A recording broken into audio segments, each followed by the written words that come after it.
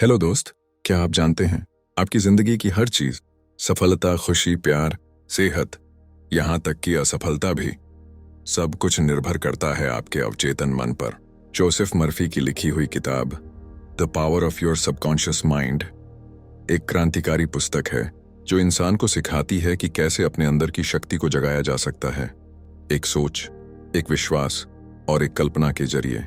इस समरी में आप जानेंगे कैसे आपकी सोच ही आपकी हकीकत बनाती है, कैसे सच्चा विश्वास आपको बीमारियों से ठीक कर सकता है, कैसे पॉजिटिव विजुअलाइजेशन आपकी जिंदगी में खुशी, पैसा और प्यार ला सकता है। अगर आप अपनी जिंदगी को बदलना चाहते हैं तो ये वीडियो खास आपके लिए है। चलिए अब चलते हैं उस सफर पर जहां हम साथ में खोजेंगे अवचेतन मन की असली ताकत। Because your mind is more powerful than you think. नई कौशल सीखना एक सचेत प्रयास की मांग करता है। उदाहरण के लिए, जब आपने पहली बार साइकिल चलाना सीखा था तो यह चुनौतीपूर्ण रहा होगा, लेकिन दोहराव के साथ यह कम सचेत प्रयास मांगने लगा। आपका अवचेतन मन उस कार्य को बेहतर तरीके से समझ गया। साइकिल चलाना स्वचालित हो गया। हम दोहराव का उपयोग व्यक्तिगत चुनौतियों को पार करने के लिए कर सकते हैं। एनरिको कारूजो 19वीं सदी के अंत में एक इतालवी ओपेरा गायक थे। वह अपने प्रदर्शनों से पहले घबरा जाते थे और उनकी गर्दन की नसें ऐंठ जाती थीं। उनका चेतन मन उस कौशल में बाधा डाल रहा था जो उनके लिए अवचेतन बन चुका था। नकारात्मक विचारों के कारण उनका चेतन मन नियंत्रण में आ जाता था। वह सोचते थे कि प्रदर्शन खराब हो जाएगा और दर्शक शत्रुतापूर्ण प्रतिक्रिया देंगे। कारूजो इन शारीरिक प्रतिक्रियाओं पर काबू पाने में सफल हुए। वह अपने चेतन मन से कहते थे कि वह उनके अवचेतन मन में हस्तक्षेप न करे। इससे उन्हें अपने डर को कम करने और प्रदर्शन सुधारने में मदद मिली। सकारात्मक सोच और कल्पना से उपचार संभव है। 18वीं सदी में पादरी बीमार लोगों से कहते थे कि भगवान में विश्वास रखने से वे ठीक हो सकते हैं। कुछ लोग इस उपचार पद्धति की सफलता को भगवान के अस्तित्व से जोड़ते थे, लेकिन अधिक संभावना है ये प्रक्रिया अवचेतन मन पर आधारित थी। जोसेफ मर्फी के एक रिश्तेदार को तपेदिक टी.बियास हो गया था। उस रिश्तेदार के बेटे ने अपने पिता को ठीक करने का निश्चय किया। उसने फुटपाथ से एक लकड़ी का टुकड़ा उठाया और अपने पिता को दे दिया। उसने कहा कि यह एक साधु से खरीदा गया क्रॉस है जो हाल ही में एक चमत्कारी तीर्थ स्थल में सेवा कर रहा था। उसने यह भी कहा कि इस क्रॉस में कई लोगों को ठीक करने की शक्ति है। उसके पिता ने वह लकड़ी की टुकड़ी रात भर पकड़ कर रखी। अगली सुबह वह पूरी तरह से ठीक हो गए। यदि आप किसी चीज की कल्पना करते हैं या उस पर विश्वास करते हैं तो कई बार वह सच भी हो जाती है, लेकिन अगर उस व्यक्ति को सच्चाई बता दी जाए तो बीमारी फिर से लौट सकती है। यह चमत्कार कोई अनोखी घटना नहीं है। Joseph Murphy church of divine science नामक साप्ताहिक रेडियो कार्यक्रम प्रस्तुत करते थे। उन्होंने लाखों श्रोताओं को अवचेतन मन की शक्ति के बारे में सिखाया। इस शो में उन्होंने मेंटल मूवी विधि के बारे में बताया। इसमें व्यक्ति अपने मन में वह छवि बनाता है जो वह हासिल करना चाहता है। फिर वह उस छवि को बार बार सोचता है जब तक कि अवचेतन मन उसे वास्तविकता में न बदल दे। कई श्रोताओं ने इस विधि का उपयोग अपनी संपत्ति को सही दाम और सही खरीदार को बेचने के लिए किया। इस तकनीक से उन्हें बहुत सफलता मिली। कई लोगों ने मर्फी को धन्यवाद पत्र भी भेजे क्योंकि इस विधि से वे आसानी से अपने घर बेच पाए। आप अपने अवचेतन मन को सक्रिय कर सकते हैं जब आप अपने शरीर को स्वयं ठीक होने देते हैं। किसी निर्णय को नींद पर छोड़ देना आत्मचिकित्सा की सबसे प्रभावी विधियों में से एक है। आपके मस्तिष्क को विकल्पों पर विचार करने के लिए समय चाहिए होता है। इससे आपका अवचेतन मन सबसे अच्छा विकल्प सुझा सकता है। एक महिला को देश के दूसरे कोने में एक नौकरी का प्रस्ताव मिला। वेतन उसकी वर्तमान आय से दुगुना था, लेकिन वह इस बात को लेकर असमंजस में थी कि यह पैसा वाकई इसके लायक है या नहीं। जल्दी निर्णय लेने के बजाय वह महिला जल्दी सोने चली गई और इस फैसले को नींद पर छोड़ दिया। वह अपने अवचेतन मन को निर्णय में भूमिका निभाने दे रही थी। सुबह उठकर उसने प्रस्ताव अस्वीकार कर दिया। उसने अपने अवचेतन मन की सुनी और प्रस्ताव ठुकरा दिया। 3 महीने बाद उसे एहसास हुआ कि उसका फैसला सही था। वह कंपनी दिवालिया हो गई थी। कभी कभी हमें अपने अवचेतन मन को हमारे जीवन को बेहतर बनाने का मौका देना चाहिए। अवचेतन मन चेतन मन की तुलना में तेजी से जानकारी प्रोसेस करता है और वह अलग तरीके से काम करता है। अगर आप रात भर अपने गट फीलिंग, आंतरिक भावना को काम करने दें तो अगली सुबह आप अधिक स्पष्ट रूप से सोच पाएंगे और ज्यादा आत्मविश्वासी महसूस करेंगे। अवचेतन क्षेत्र विश्वास से संचालित होता है। यदि आप मानते हैं कि आप अच्छे स्वास्थ्य में हैं, तो आपका अवचेतन मन स्वयं को ठीक करने की दिशा में कार्य करेगा। विश्वास भी आत्मचिकित्सा की एक सार्वभौमिक प्रक्रिया है। उपचारकारी विचार किसी भी बीमारी, पीड़ा या आघात को ठीक कर सकते हैं।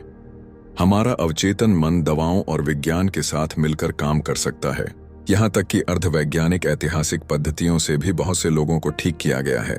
स्पर्श द्वारा उपचार, हीलिंग थ्रू टच, इसका एक उदाहरण है।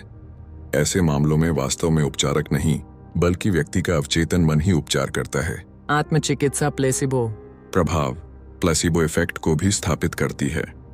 प्लेसिबो प्रभाव तब होता है जब व्यक्ति को कोई ऐसा पदार्थ दिया जाता है जो वास्तव में इलाज नहीं है, लेकिन उसे लेने से वह बेहतर महसूस करता है।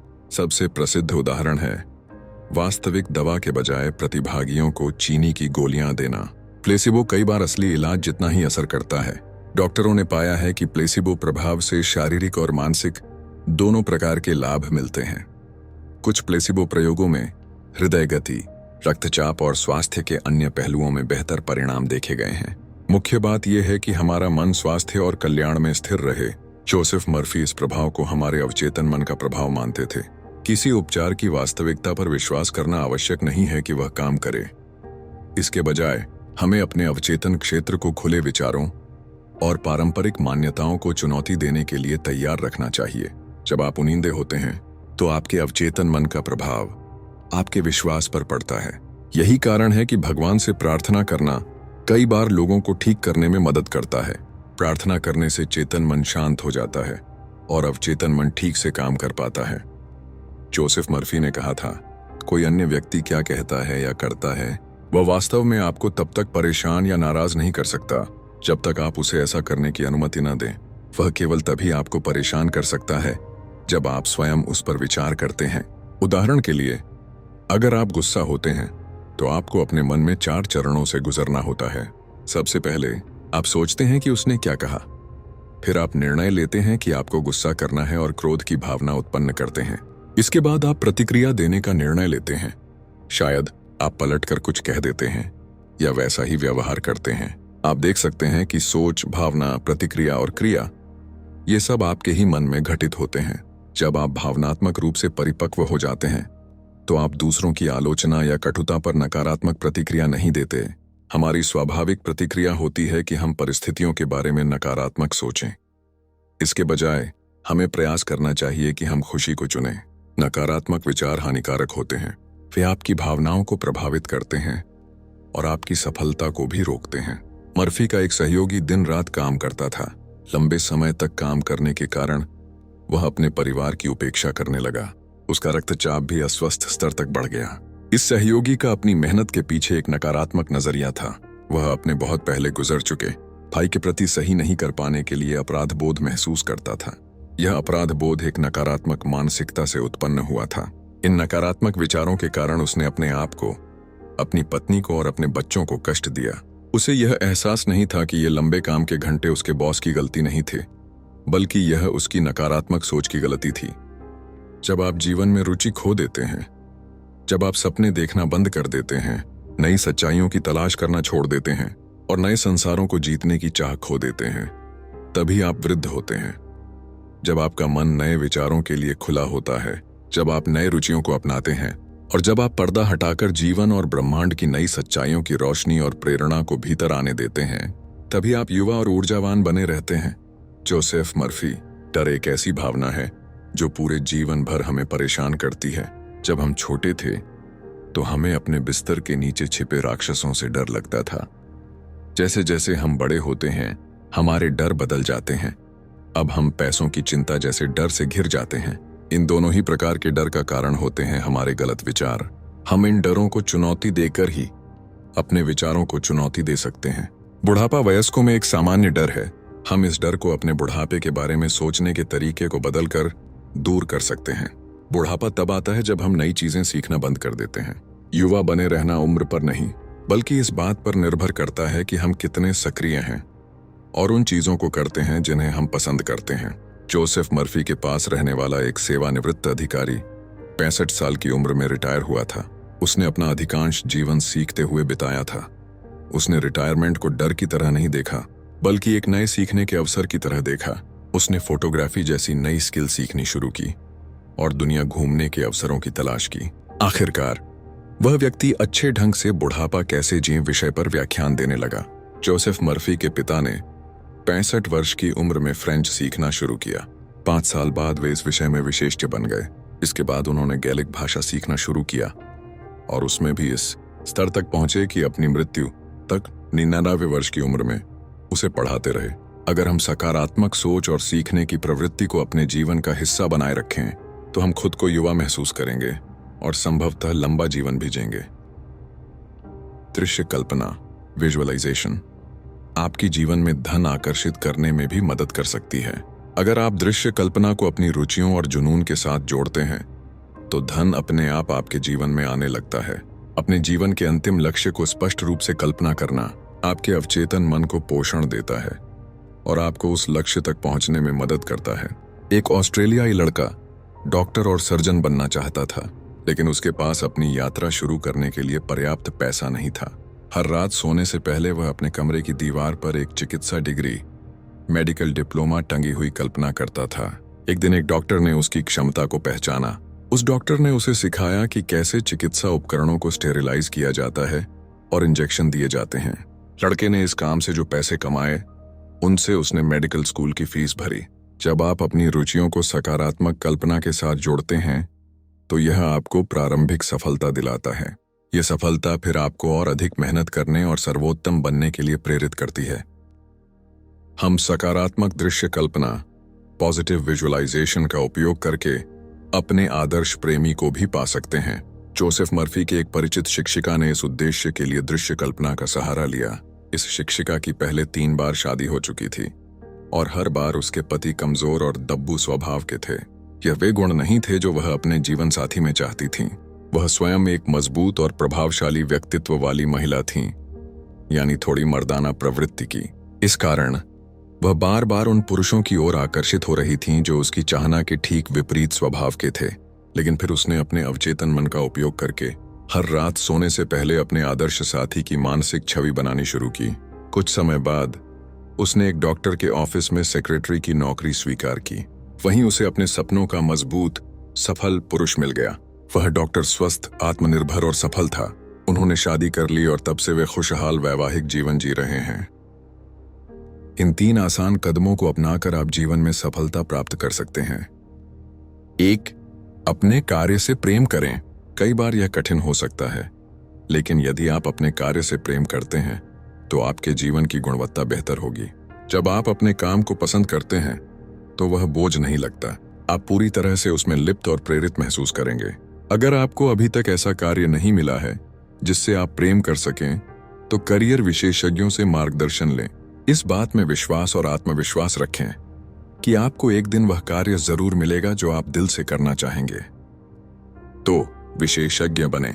जब आपको वह कार्य मिल जाए जिसे आप प्रेम करते हैं तो उसमें किसी विशेष क्षेत्र में विशेषज्ञता प्राप्त करें। अपनी कला या कौशल में निपुणता हासिल करना एक संतोषजनक यात्रा है। यह आपको आपके क्षेत्र में एक नेता बना सकता है। जब आप अपने काम में माहिर हो जाते हैं तो उससे जुड़ी आर्थिक सफलता भी स्वाभाविक रूप से मिलने लगती है। 3. परोपकारी बने। परोपकारिता ही असली खुशी की कुंजी है। अगर आप केवल स्वार्थ के लिए काम करते हैं तो आप अपने काम से सच्चा प्रेम नहीं कर पाएंगे। सबसे अधिक खुशी तब मिलती है जब आप किसी ऐसे कार्य के लिए प्रेरित होते हैं जो मानवता की सेवा करता है। तुम्हें खुशी को चुनना होगा। खुशी एक आदत है। यह एक अच्छी आदत है जिसे बार बार सोचना चाहिए। Joseph Murphy. खुशी एक मानसिक अवस्था है।